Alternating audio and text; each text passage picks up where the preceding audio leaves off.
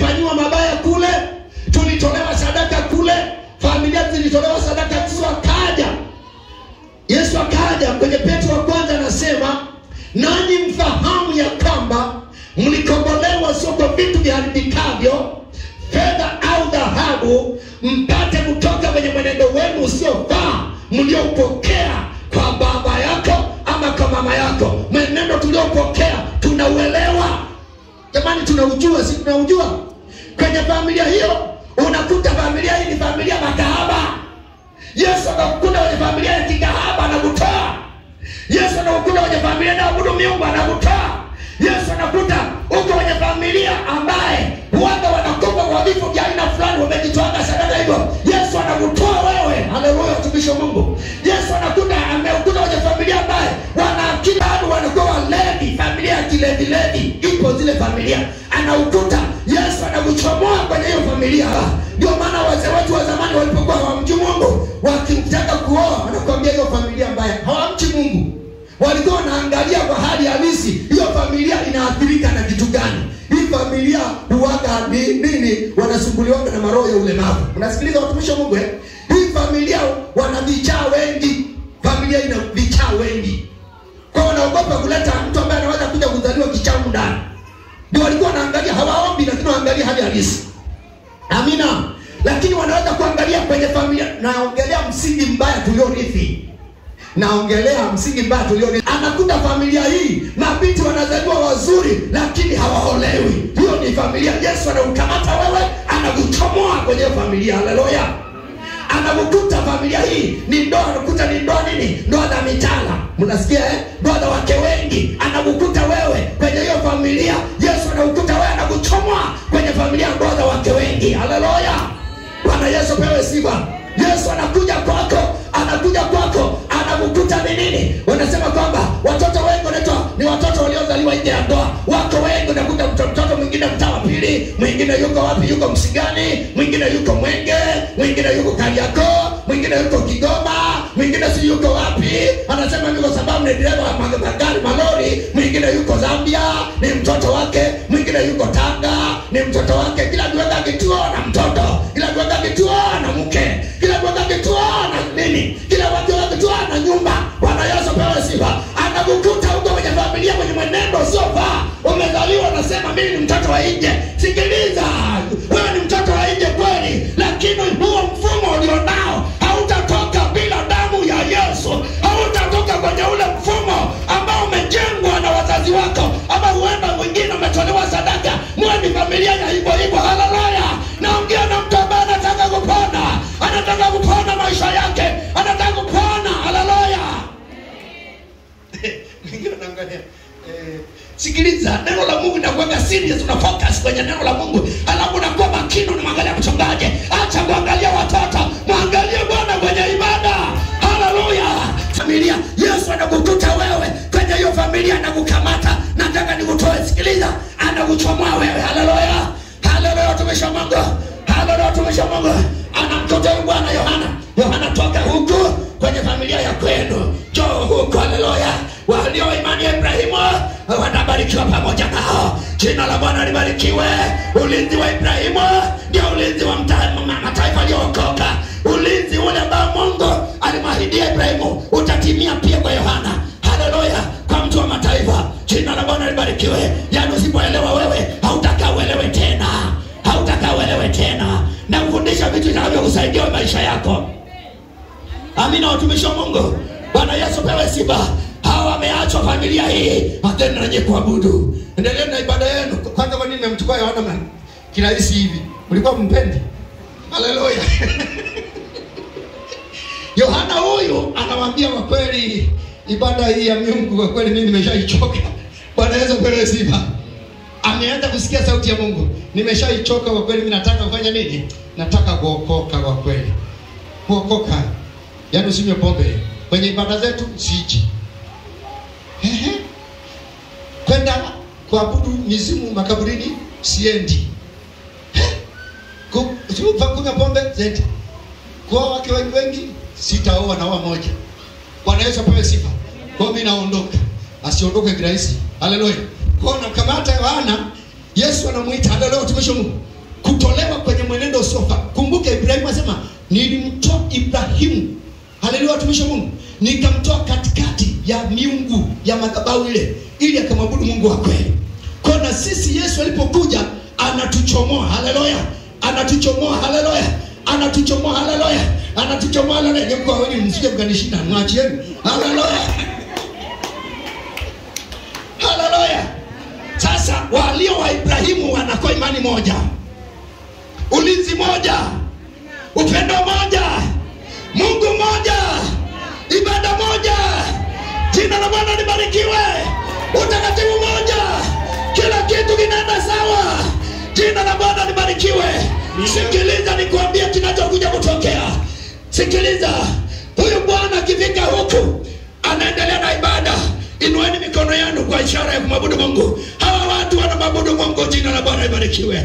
Hawa watu wanamwabudu Mungu, Myahudi na mataifa wote wanamuinulia Mungu, wanasema wewe Mungu ni mtakatifu, wewe Mungu ni mtakatifu. Wakati wa una nini? Endeleeni kuabudu. Nani endeleeni kuabudu? Nani endeleeni kuabudu? Jina la Bwana libarikiwe. Hawa wanasujudu miungu yao, hawa wanasujudu miungu yao, lakini watakatifu wanasema wewe Mungu unastahili sifa za kuabudiwa ni wewe, wakusifiwa ni wewe, wakuinuliwa ni wewe, wakuheshimiwa ni wewe, wakupewa sifa ni wewe. Jina la Bwana libarikiwe. Amekuja kututoa kwenye mwenendo usiofaa tuliourithi kwa wazazi wetu, hivyo tumempenda Mungu aliye hai, tubaki na Mungu, maana hawa hawachi ibada na upande wa huko hawachi ibada. Jina la Bwana libarikiwe. Bwana Yesu apewe sifa, Bwana asifiwe. Sikiliza, hapa wanaomba Yohana aliondoka rudi, haleluya. Hapa wanaomba Ibrahimu aliondoka rudi. Mnasikiliza upendo wangu? Na ndio maana ulikuwa umeokoka. Unashangaa familia inaweza karudi kule, inarudi kwenye hii madhabahu, inarudi huko, inarudi kwenye hii madhabahu. Unashangaa hiyo familia ukaaba naanza tena. Ni kwa nini? Amejitenga na uwepo wa Bwana, amekuja kwenye madhabahu hii tena. Automatically utakuja, pendo usipende, utakushikilia madhabahu. Kwa nini? Biblia inasema roho ikiinuka viwango vya kumwabudu Mungu vinapanda, roho ikishuka mwili unapanda.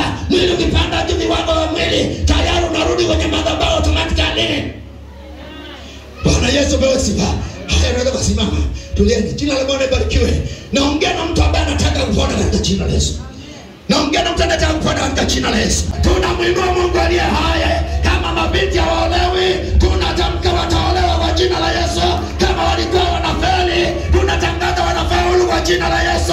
Kama walikuwa wanakuwa na magonjwa aina fulani ya familia, ninamwoyo roho kwa jina la Yesu. Kwa nini kwetu ni sukari? Kwa nini kwetu ni pressure zinatuua? Kwa jina la Yesu, roho ya pressure ni jina, tunaiamuru inaondoka kwa jina la Yesu. Haleluya, haleluya, haleluya, haleluya, haleluya. Anasema baada kwa jina baya niwekeni jina langu, niwekeni jina langu. Anasema mkiliweka jina langu, hapa toeni na sadaka, hapa toeni malimbuko, hapa toeni shukrani, hapa toeni vyote. Ninaongea na wana roho ambaye unatamani kupona. Yesu akufungua kwenye vifungo vyote, akufungua kwenye madhabahu, akufungua kwenye madhabahu. Ninaongea na mtu ambaye umeteseka sana. Shida ndio hii hapa, ndio ambaye naielezea. Shida ndio hii, umetoka wewe, lakini saa nyingine usikii sauti ya Mungu. Angalia kitu ulichotoka nacho, angalia kitu ulichotoka nacho, lakini vile vile uelewe kabisa, uelewe vizuri. Pepo anapomtoka mtu huzunguka zunguka akitafuta mahali pa kupumzika. Sikiliza, pepo la familia likimtoka mtu huaga linazunguka zunguka, kwa sababu pepo hilo lina halali, linaabudiwa na hawa watu. Hilo pepo linadai hapa, linaambia kwamba wewe miungu ya wazee, miungu ya nini, miungu ya pare, miungu ya wazanake, miungu ya wanyatoro, miungu tunayekuabudu chini ya milima mikubwa. Kwenye Kumbukumbu ya Torati 12 wanaeleza hivi, miungu tusaidieni mrudisho fulani. Unashangaa mtu anakuwa mbingu kuja ibada, anakuwa yuko tayari kwenye mambo ya Mungu, hayuko tayari kutoa sadaka. Wenzake wanatoa sadaka, hayuko tayari kutoa zaka. Wengine wanatoa zaka kwenye madhabahu ya giza, hayuko tayari. Utakamatwa kiuchumi, usogei ufanye chochote, utapiga matai hata kama uko kwa Yesu. Angalia ulichokibeba ndani yako. Bwana Yesu apewe sifa. Kadiri mambo yanavyoendelea, unashangaa huyo ana, baada ya hapo anaanza kusema hapa mimi sioni faida ya wokovu. Anaanza kusema sioni faida ya wokovu. Si kwamba ni faida ya wokovu, amejitenga na uwepo wa Bwana. Baada ya kujitenga na uwepo wa Bwana, sauti ya Mungu haipo tena. Unashangaa mpendo mwenzetu anarudi tena, anarudi kwenye madhabahu. Unashangaa alikuwa anatumika, lakini leo amerudi kwenye madhabahu. Anasema kule kwa Yesu hamna kitu, na kuambia kuna kitu kwa Yesu. Bwana Yesu apewe sifa. Ukimkuta huyo mtu umwambia vipi, anasema Bwana mimi sijaona faida. Ana visingizio viko vingi. Bwana visingizio viko vingi, mnasikiliza? Ana visingizio viko vingi. Shida sio hiyo, amejitenga na uwepo wa Bwana. Roho ya kusamehe kwake haipo tena. Bwana Yesu apewe sifa. Anashika afe na mtu, anatengeneza sababu zozote. Tunapomshuhudia anajitetea. Baada hapo naweza tukamrudisha tena, akarudi tena, akatukampata tena. Tunamwambia basi simama, angalia ile dhambi na kuzika kwa wepesi. Dhambi na maroho ya ukoo ndio yanakuja haraka zaidi. Dhambi na maroho ya ukoo yaliyokuwa ambaye anafanya kazi kama ni ulevi, unashangaa. Bwana Yesu pewe sifa. Sasa sikiliza hiyo roho inapofanya kazi. Usipo kama kiu unashangaa, kama sio kizazi chako unashangaa. Kwenye kizazi chako au cha kwanza au cha pili, unashangaa anakuja mtu anaoa, anasema babu zetu. Sikiliza wapendwa. Kwa nini Labani anasema neno hili? Anasema kwetu haitakiwi mdogo olewe, mkubwa afanye nini jamani? Kwetu kwa kinachopingana na wewe ama kwenu, madhabahu nasema kwetu haturuhusiwi hilo jambo. Kwetu lazima mtu afe. Kwetu ukiolewa, kwetu lazima mtu azalie ndani. Kwetu lazima tuwe na ndoa ya wake wengi. Kwetu lazima tuwe hivi. Natangaza hiyo roho ya kwetu na ivunja kwa jina la Yesu, kwa damu ya Yesu Kristo. Mungu akutendea muujiza. Hatuwezi kuishi kwa njia kusema kwetu. Tunaishi kwa sababu sema kwamba Mungu yuko pamoja nasi. Alafu nasema nini? Na yaweza mambo yote katika yeye anitiaye nguvu, aliye ndani yangu. Jina la Bwana libarikiwe. Haleluya. Tunayaweza mambo yote tukiwa na Yesu. Tukiwa na Yesu tunayaweza yote. Pigia Yesu makofi mengi. Shangilia Yesu. Simama hapo ulipo. Hebu simama, rudini, mbarikiwe sana. Simama hapo ulipo. Sikiliza, naongea na mtu ambaye kila mara umejaribu umefeli. Kila mara umejaribu hujaenda. Kila mara umejaribu umeshindwa. Njoo na vitu vyako mbele za Mungu. Usiache watoto Misri, wala usiache mali zako Misri. Usiache afya yako Misri. Njoo na afya yako, njoo na vitu vyako vyote. Mwambie Bwana mimi ni wa kwako, mali zangu ni za kwako. Na ndio maana Ibrahimu alikuwa yuko tayari kumtoa mtoto wake. Alijua huyu ni mali ya Mungu kama ambavyo na mimi ni mali ya Mungu. Jina la Bwana libarikiwe. Nimeongea na wewe kitu ambacho kitakusaidia. Mungu akuponye moyo wako. Nyanyua mikono yako juu. Mungu akusaidie na Mungu akutendee. Nasema mfahamu hivi nyinyi watu wa mataifa, ni damu pekee ya Yesu ndiye inaweza kuleta msaada. Sikiliza, inawezekana ulishapelekwa kwenye madhabahu na madhabahu hiyo ikakukamata katika mazingira yoyote, kwa sababu ya madhabahu ilipewa familia, na sio hivyo ilishindwa pia. Nyuma yake kulikuwa na sadaka ya wanyama ama sadaka ya kifo cha mtu, kwa njia ile familia ikamatike. Mimi natangaza ya kwamba kwenye Pasaka hii, natangaza neno hili. Sikiliza mpendo wangu, Biblia inasema damu ya Yesu inanena mema zaidi ya damu zingine. Kwa hiyo damu zozote ambazo nyuma yake kulikuwa na mabaya juu yako, na ituma damu ya Yesu kwenye maeneo yote katika jina la Yesu. Damu ya Yesu ilete msaada kwa wanandoa wanateseka. Damu ya Yesu ifungue familia ambayo imefungwa kiuchumi. Damu ya Yesu ilete msaada tangu sasa katika jina la Yesu. Damu ya Yesu sababisha watoto wako wasome na wafanikiwe. Maandiko yanasema kwenye Ufunuo 12 ule mstari wa 11, nao wakamshinda kwa damu ya mwanakondoo. Kwa jina la Yesu Kristo tunamshinda aliyekushinda kwa damu ya mwanakondoo. Wakati naongea maneno haya, kama yuko mtu ambaye anajua kupitia njia hii Mungu anasema na wewe, naomba wale ambao wanajua Mungu amesema na mimi, sogea hapa mara moja niweze kuweka mikono. Waliokuwa nyuma utanyosha mikono yako, na watendakazi wa utumishi wa Bwana tusogelee watumishi wa Mungu hapa kwa jina la Yesu Kristo. Kila nguvu iliyo inaishi ndani yako kwa jina la Yesu. Ewe mizimu ya ukoo, ewe roho kwa jina la Yesu. Kwa nini unaishi unafanana na ndugu zako? Kwa nini ulizalia nyumbani na ndugu zako nao pia? Kwa nini hayo mambo yapo? Kwa jina la Yesu. Kwa nini waliacha shule na wanao wameacha shule?